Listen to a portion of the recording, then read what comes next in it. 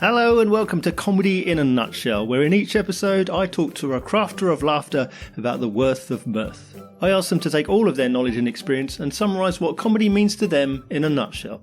Would they agree, for example, with Steve Martin, who said that comedy is the art of making people laugh without making them puke?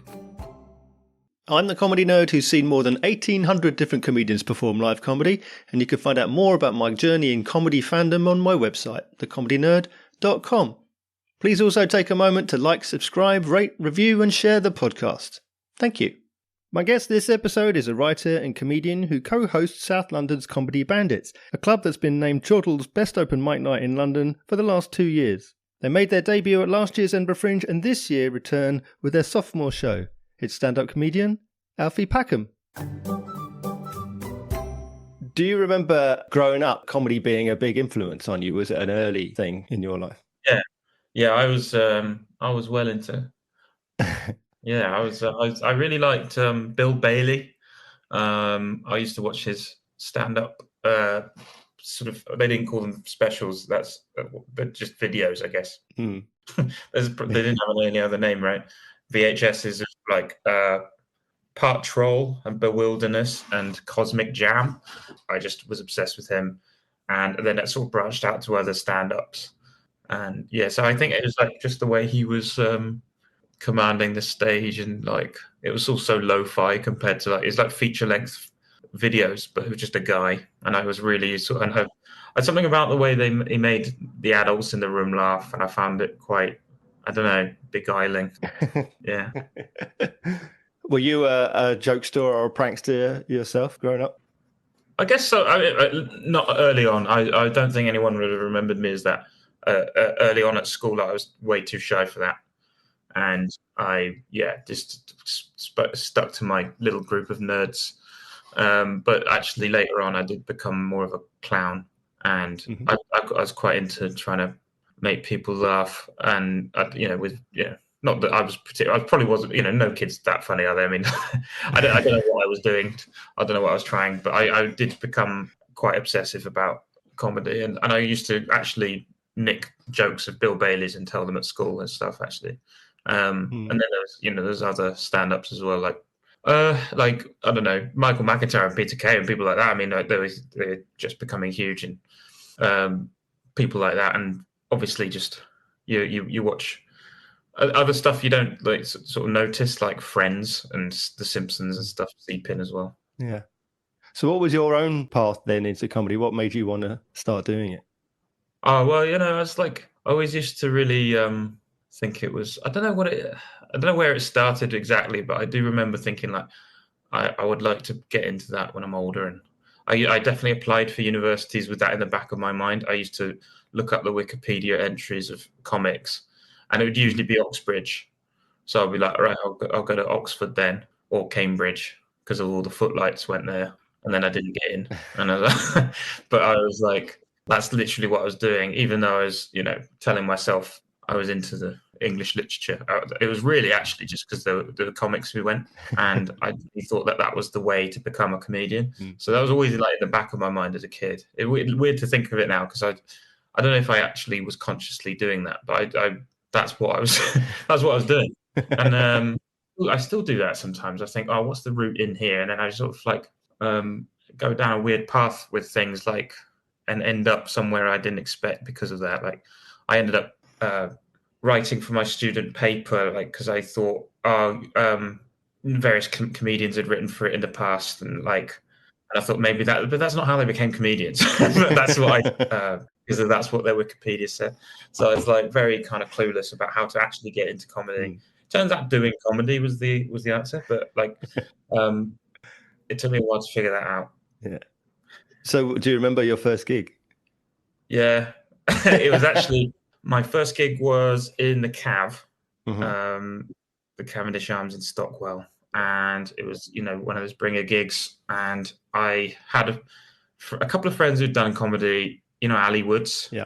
Yeah. So I went to university with him, actually. So I saw him starting to do it quite early on. And we were in a little cinema group. We'd go to the cinema together sometimes when we first moved to London, and we still do that sometimes, actually. But I remember telling him I'd quite fancy going to do comedy. I fancied, because I saw him doing these gigs, and then I said it so many times that he began to be like, "You're not going to do it," and that's fair enough.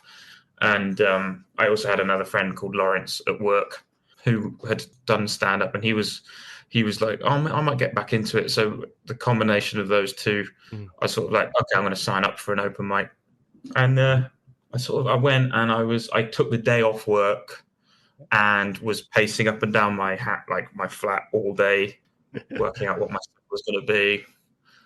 I don't really remember much about it. I think it was like slightly surreal, silly jokes. And I remember there was one about not being able to open a jar, really edgy stuff. And then and I remember that one got a bit of a chuckle, that joke, and that really lit up something in my brain. I really enjoyed that. But there was a joke in it that required me to do a little dance, and the act of doing the little dance made me forget all my jokes. Somehow, something physically related to my limbs and my brain, the disconnect happened, and I don't know what happened. Like my brain malfunctioned in dancing. It made my brain go blank, and then I froze up. And they did that thing, that nice thing where they all applaud you until you remember your stuff again. But it took me so long to come up. Like actually, it's all a blur, really. I don't know how long it took me to get back on course. But I came off stage and people were quite nice about it, and that was enough to be like, okay, I'm going to have another go at that in 6 months' time. It took me months between gigs early on because I was just an absolute wreck after every gig. It was, I couldn't handle it. The sort of, I think it's because I wanted to do it so much. Actually, that's probably why. And I think I was emotionally more wrecked by it than other people when they're starting out. Do you still get that sort of anxiety, that nervous build up now when you're gigging later on? Not as bad. I mean, I'm all right now. I mean, like, I don't have stage fright like actively like I did, but I do have weird things like that will throw me off, or but I'm much better at handling it now and controlling it and sort of pretending to be confident until I am faking it. I feel like, I don't know. I definitely get less nervous nowadays. Thank God, because I think I'd be dead if I didn't. I just had to survive. I had to sort of find a way to survive these these gigs. Doesn't sound like I enjoy it, but I think I do. I think I do. As long as you think you do, you probably do, don't you? I don't know anymore. It's sort of, I like the feeling of being done. Maybe that's confusing it with the actual thing. But so, having watched these VHS tapes of Bill Bailey, McIntyre, and so on, then doing comedy for yourself, was it what you imagined? Was it what you expected? No, I thought it'd be better. I thought, you're going to be really good, and then what comes out is not what you have in your mind. You're like, no, that didn't. It took me a long time to work out how to be sort of confident on stage. And I remember, like, Rob Copland was he saw me early on, and this is the thing, is like, you don't know what you're doing early on, and you don't know what you look like. But I was bombing a lot, and Rob Copland said of me, when you were starting out, I didn't know what would become of you. That says it all, really. I was like this nervous wreck who would just go on, and I'd do these sort of fun jokes that would sometimes go well, but like most of the time, I think what people saw was just a really nervous guy. So snap out of that, I guess. Yeah. How much of that is just you on stage then? Because I know that on stage you talk about these personal stories, but also you're exaggerating or embellishing and sort of ramping things up. But how much of you is the person we see on stage? How much is that a character?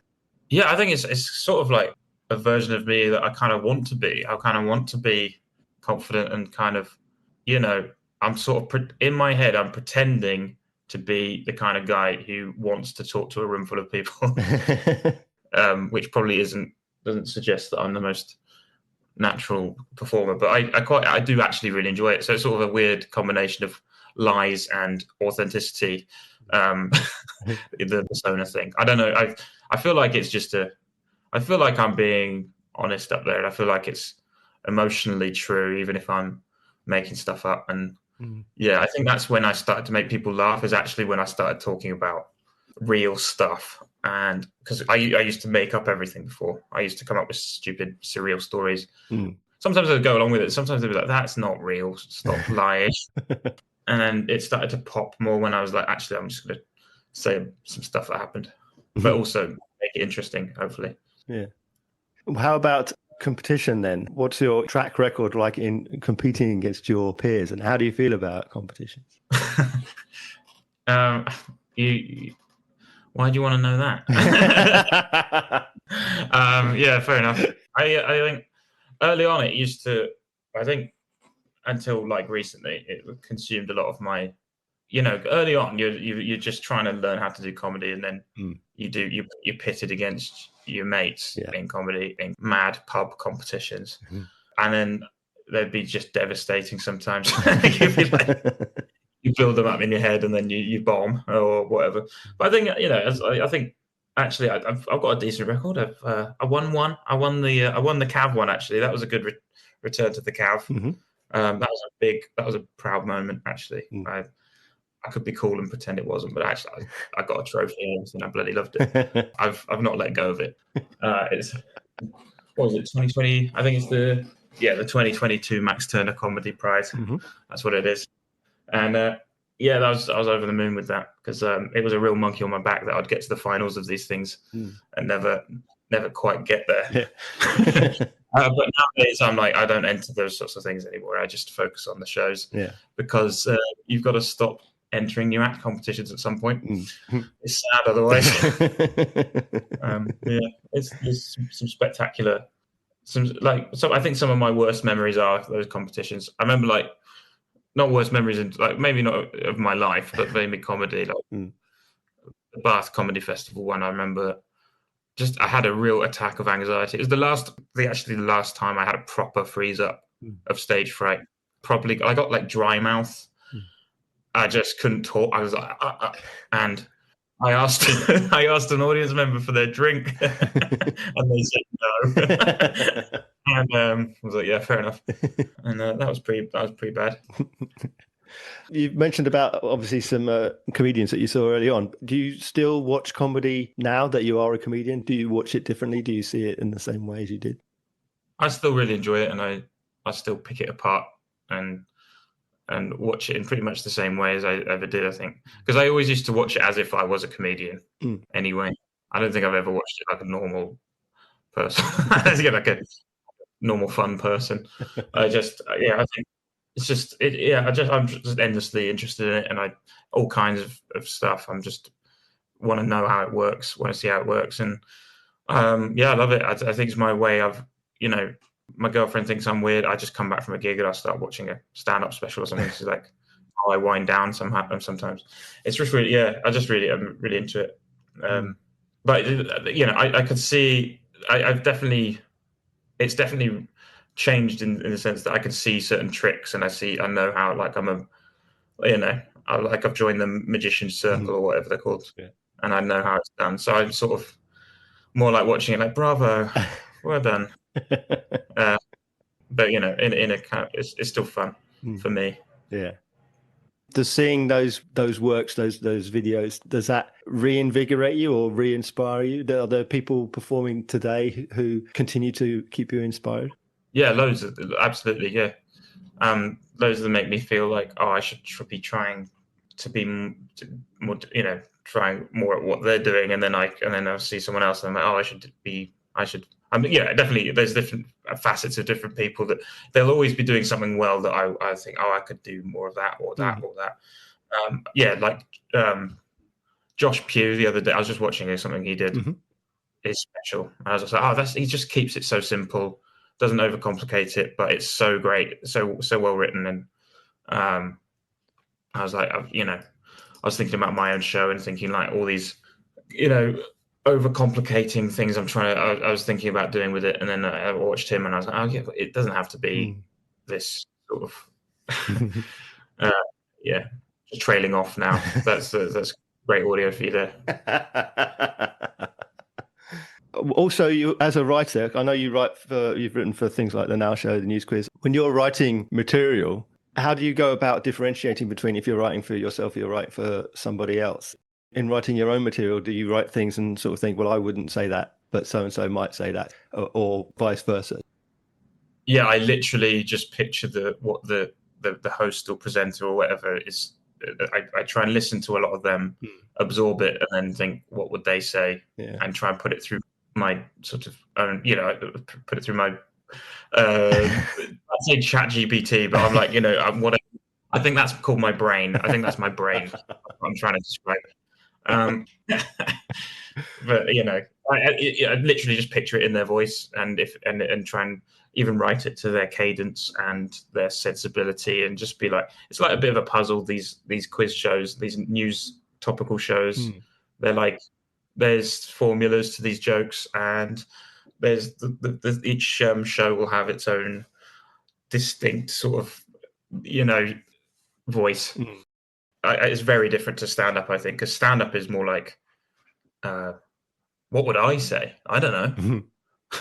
I'm me. I can't perceive me. It's more, that's more of an instinctive thing, where it's more like, do I find that funny? Yeah, but then will the audience find it funny? No idea. So that's a much more stressful process. With the news quiz, or for example, you're just doing little jokes, and it's pretty it's like they've got a certain structure and formula to them that I really enjoy doing, but it's nowhere near as sort of visceral an experience, I think, as going up on stage with your own stuff. Do you consider yourself then, in that sense, a writer who performs rather than a performer who writes the material? Is that your comfort zone is in the writing rather than the stagecraft, do you think? I guess I'm probably more comfortable writing, but I enjoy performing more. So there's the worst of both. Yeah, but I definitely I think I'm getting better as a performer all the time, because I do it a lot. But they say that, don't they? There's like, you come from either school, don't you? Yeah, and I do like writing a lot. Yeah, I rightly respond to that. I like writing.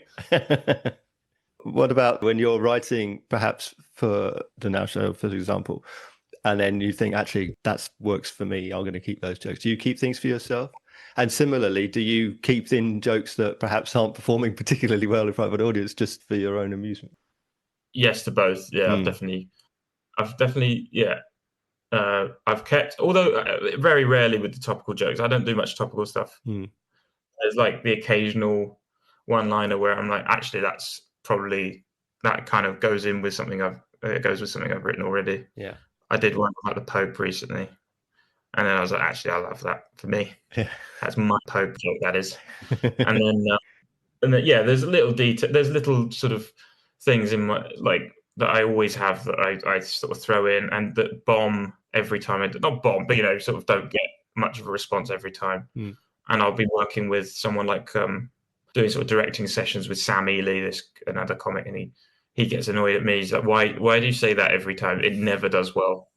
I'm like, I like it, but can't think of any examples right now, so that's a bit boring. But there's like, I definitely have to get that out of my system sometimes. I have to do it 20 times before I finally give up. Well, you mentioned performing at Bath. I mean, what is your comedy festival experience? We're going to talk about the Fringe in a moment, but how is your experience of festivals overall, and the Fringe in particular so far? Yeah, I've done Brighton a couple of times, Brighton Fringe, and that's fun. I like going up there. Really nice crowds. And I've done the Fringe a few times. I've done like one proper hour show, but I've gone up a few times before then to do mini chunks of shows. Yeah, I did one with Luke Chilton one year in 2023, and then a shorter sort of 45-minute show the following year. Yeah, and I really like going up there every year, and it sort of makes you feel like excited to do comedy, because you're just surrounded by everything at the same time going on. Whereas the London circuit obviously can be a bit more of a job. You're there to entertain and then get out of there. Whereas like the festivals are more artistic, and they kind of expect something a bit extra. Well, how do you feel about the expectation then? Things like reviews and feedback. How do you respond to that? Are you one of those people who avoids reading any of their reviews until the end of the festival, or do you react to them spontaneously and change the show, change things as it occurs? Yeah, I'm not very good with them. I sort of I'm a bit of a masochist. I do actually read them, but I do find that like sometimes they do have valuable little things where it's like, oh, he's doing this thing that's coming across badly or something. Or tone. I'm interested in sometimes when they talk about the tone of the show. Mm, It's stuff like not so much when it's funny. I know when it's funny because I can hear it, mm. but like when they say, "Oh, tonally it's uneven" or something, that's interesting to me because then I'm like, "Oh, actually, I could easily just change that." So sometimes it's been weirdly useful, and then other times it's made me a bit upset. I don't know. It's kind of like because my last show was quite personal as well. It was like someone reviewing, like it was about my mum's death. Mm, Um, Broadly speaking, it wasn't actually all about that, but mm. it went into that a bit. And occasionally, I was a bit, it was a bit like someone reviewing a eulogy you've done. It sort of felt like, oh, that's brutal. This is brutal that people are opining about what I've just done here. But I asked for them to, so Mm. can't really complain. But it's a real, yeah, it can be pretty bad. But I've not actually had any bad reviews that not really that bad reviews. So I mean, touch wood. Yet I should say yet. I mean, they're coming. They're coming. It's sort of like it comes with the territory, and you gotta just see it as like that's a review of one night rather than the whole show and your essence as a human being. You said about doing the split bill with Luke Chilton and your 45-minute version of what became your debut last year, Yeah. your debut hour. So how different was it moving from a 30-minute 45 into the spotlight being on you as a debuting performer and introducing yourself to the industry, if you like? Yeah, I really enjoyed doing the full hour after doing that because it felt like it was all mine. I wasn't sharing it with Luke Chilton for once in my life. Nice, nice. I like him. He's a good fun friend. Good fun friend. And but it made it feel like it mattered, and it felt like, I mean, it obviously didn't. It was a stupid comedy show, but it mattered to me. It felt like people were actually watching it, and it was like I was selling out lots of shows, and it was great fun. And it was my first sense of like, oh, I'm actually really love doing shows, and that's why I came back the following year with another one because I was just like, this is what it's all about, and I really enjoy carving out that sort of time with the audience. That is so much better than a shorter set. The 30 minutes isn't very satisfying, I found, and I felt like I really like you get to dig in and get into some stuff in an hour, and there's not many opportunities to do that elsewhere, unless you're on tour or whatever. But so that's looking forward to it. I'm talking to you like a month away from it going back. So yeah. 3 years ago, I was just like, it was my first time doing that long outside of London, and that's kind of like an interesting change. The audiences are different, and I feel like London audiences can be a bit spoiled for the choice for entertainment, so they could lean back a bit and go, "Come on in, entertain us then." Whereas Edinburgh audiences are doing something a bit different, which is like, "Come on, interest us, that make us feel interested, then surprise us," which is a bit different, and it's quite fun to try and do a show that does both. Yeah. So this year, then, you're going back, as you say, with the new show. What's that show, and what can audiences expect? My show is called My Apologies to the Chef, and it's a sort of update. It's a sort of sequel to my first one, but you don't have to have seen that. It's about like how my last year's gone, but also it has the broad theme of maybe belonging and loneliness, friends, family, and which of those I prefer. It's sort of like it's I guess they're the themes, but it's good. It's been good fun. I forget you've actually seen an early version of it, I rarely do. I haven't actually done many interviews where the person has seen me multiple times, so you kind of know what I'm talking about. You must be there going, "Is it about that?" But it's yeah, I'm trying to give it some more structure. Do you think that so far you've learnt like one important lesson that you apply to all your shows, to all your work, that you sort of carry with you like a mantra, if you like, or a philosophy? One lesson that you could single out? Yeah, probably like just to be playful and remember it doesn't matter, and just sort of, I think when I'm loose like that and I'm remembering that it's not an exam or some kind of referendum on my self-worth or something like that, it goes really well. And I'm so enjoying. I mean, it's a cliche, but just not treating it like it matters. Yeah. And that's the key to. I think that's like how comedy works, really. It's just if you see a guy who's massively putting pressure on himself and sort of distressed, that's not unless he's doing it deliberately. I don't think that's a fun thing to watch. As the Bath Comedy Festival goers would attest. So we've talked about a little bit about you doing writing. We talked about you doing stand-up. Is there like a branch of comedy or something else entirely that you aspire to do, that you want to do down the line in the future? Well, I just come off. I've been writing some sketches and stuff with Sam Ely, who I've mentioned. Yeah. And I'm having a lot of fun doing that, because sketch is another thing I used to watch a lot of as a kid, and that's what I imagined of myself doing to Cambridge, which I didn't do at all. And we have a fun sort of dynamic.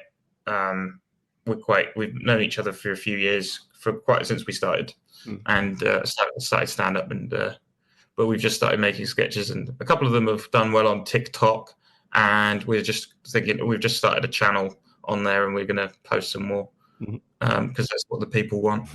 And yeah, it's good fun. It's really fun, and it's sort of you get to play different characters and stuff you don't get to do in stand up. Yeah. And I really getting into that, and I'd love to do a live version of that somehow one day.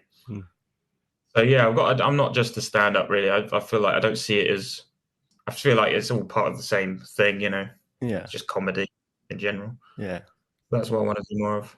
Yeah. You said about you on stage being sort of the person that you would like to be. And then I'll talk about doing sketches and in character. Do you like that aspect of being other than yourself, being a different person or a character, a different person entirely? Yeah. I mean, it's fun to do silly voices sometimes, and bounce off someone else. It's just so much easier as well. There's just less stress. Therefore, you can be more funny because you're not stressed. Not that I'm stressed all the time. I feel like I'm selling myself as this kind of nervous guy who's stressed and bad at comedy. But I'm actually, I'm all right now. So please come to my shows, everybody. But that's the sketch definitely scratches a different itch. Yeah, it's good fun. Yeah. Do you have targets like wanting to play a specific venue or be on a particular bill, work with particular people? Do you set objectives for yourself in that sense? Not really. I mean, like not as specific as venues and stuff, but I sort of I guess I get professional jealousy, and then I go, well, if I'm jealous about that, maybe I should aim for whatever that I'm jealous of, But it's sort of I do like the idea of carving out my own thing and building my own audience. I really love it when I see people coming back to my shows who I've seen at other shows. That's been really nice over the last couple of years, and just growing that little base of people is the dream, really, because that's what I've got control over, rather than relying on a sweaty promoter who's kind of mean. It's a bit easier to control that. So I try not to think of those things, but I'm obviously lying because it's an interview. I totally worry about all that stuff. But how far do you think improv plays its part in your work? Do you like the idea of being able to step out and improvise and react to the situation in the room as well, or as much, or if not more than writing the prepared material? Yeah, I mean, I've always chatted to the crowd, and I MC my own gigs a lot. I co-run Comedy Bandits in London, which is a gig, and we talk to the crowd a lot in that, and that sort of bled into my act, I guess. Yeah. And I do a lot of talking to the crowd, and then I mean, not in a kind of, it's not a big part of the show, but it does add a different kind of layer of unpredictability, which you kind of need sometimes. And I like that sometimes. Sometimes you can get the biggest laugh from that, which is kind of frustrating. So, the most low effort bit can be the most, popular. But yeah, I like to improvise a bit. When I'm feeling good, I'll do more of it, and some good stuff can come out. Yeah. Well, in that sense, then, how much, having done the full Edinburgh run, how much does your show, or do you predict that your forthcoming show, change over the course of the month as you interact with the audience members and sort of tweak here, add things and take things out? How would someone seeing the show at the end of the month view it, having seen it at the beginning of the month?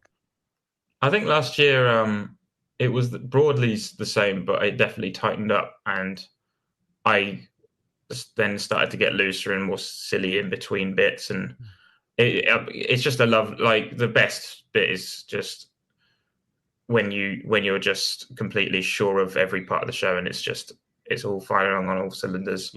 And that's why I love the Fringe, is that bit towards the end when you are really like on it, but early on it's got its own sort of don't come to the show in the first 3 weeks. Yeah, that's not what I'm saying. But I mean, because early on, I'm also like trying stuff out, and it can be quite fun to figure out the show. And there's bits in it where you think are the weakest early on, which actually can become the strongest through little tweaks, and that's quite fun to figure that out. Yeah. And I expect. I'm actually entering this new show, and I'm trying to be less severe with my sort of structure of it. I'm just trying to be more like this is like a movable thing. Yeah. And I think that might keep it fresh each night. I'm hoping. Yeah. Do you remember there being a point at which you decided to call yourself a comedian? Were you a comedian from the outset, or did it take time before you said, yes, this is what I am, this is what I do now? Yeah, I think you just have to tell people you are one in order for them to believe you. Like, I always had a weird thing about not mentioning my day job because you want to create some sort of illusion. Early on, when I was starting out, as if they believed that I was somehow a professional comedian, despite doing it below a pub for 5 minutes. I pretty much early on just started saying, I'm a comedian now, and you just hope that people believe you.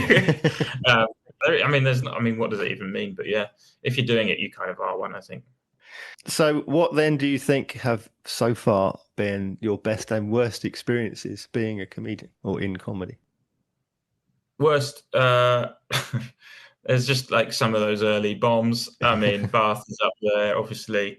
We've covered Bath. And then like a few others where there's been a fatal miscalculation on the promoter's part, who doesn't know what they're doing. They put a microphone in your hand. You're put into a function room where they're not listening to you, and you have the worst night of your life. But and some of the best have been, I think, last Edinburgh were great, and I had a Soho theatre show which I really enjoyed. Just when you've got a show down and you're just proud of it, and there's people enjoying it, and there's no better feeling than that, really, to be very sincere and earnest with you. But like, I just come, it's pretty much what you'd expect. Yeah, if you get a room full of people laughing and clapping for you, this feels pretty good, to be fair. But that's the end of the answer, I think. In taking material to Brighton, to Bath, and to other places, how much do you find that you change up your material because of regional or cultural differences that you need to alter, update? I don't really change it much at all, because I mean, those ones you mentioned, there's not a big difference between those, Brighton and Bath. I might not talk about the Tube very much in Scotland, but otherwise, I think I'll just try and stick to my guns. And because it's like I think people can sense when you're trying to pander to them, and that's not a great look. But it's sort of like I definitely had a pretty bad Barcelona gig where I didn't explain where I was from. It was like a weird room of people from every different country imaginable. The only thing they had in common was they broadly speak English, and every other act I'd been watching had open with, "Hey, I'm from this, therefore this.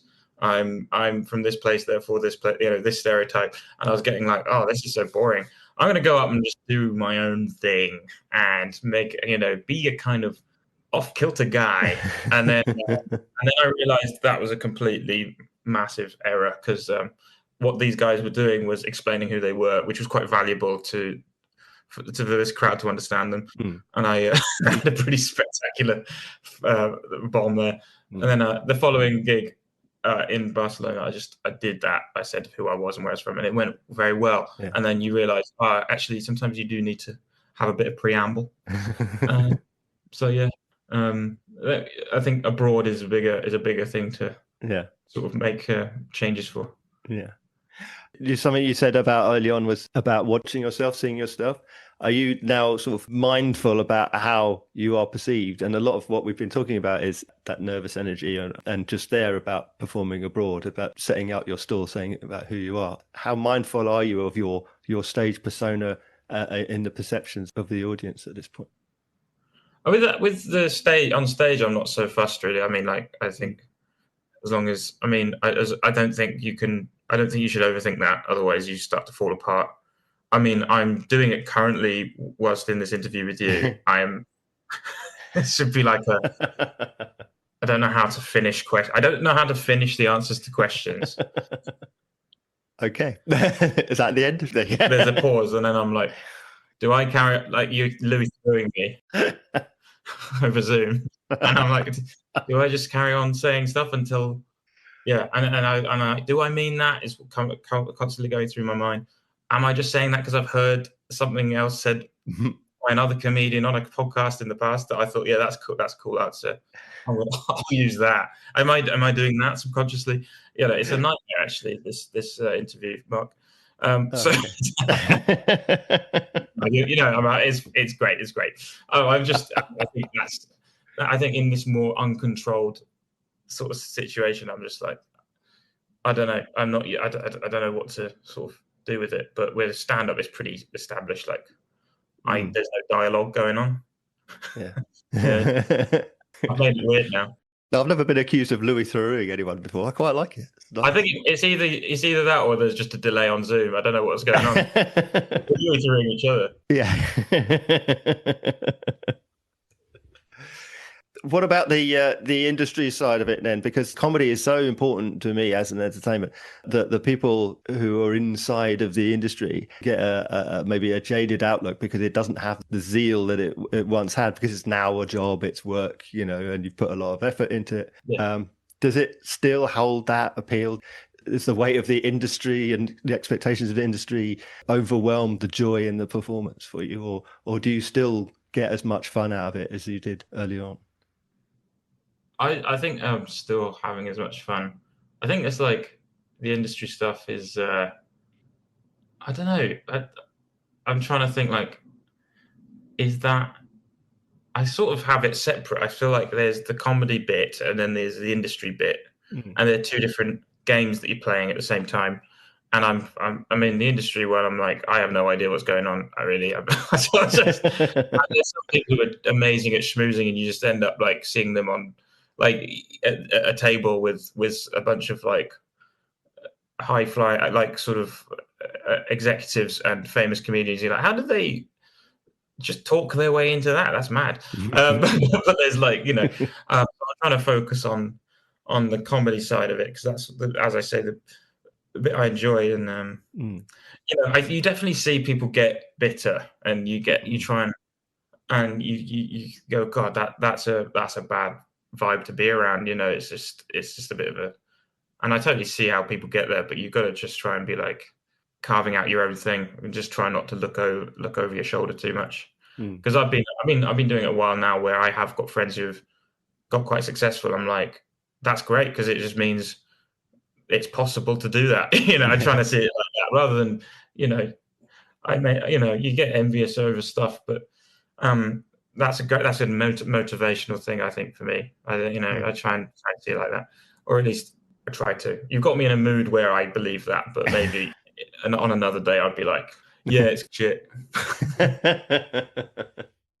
So how can we find out all about you and where we can come and see you performing?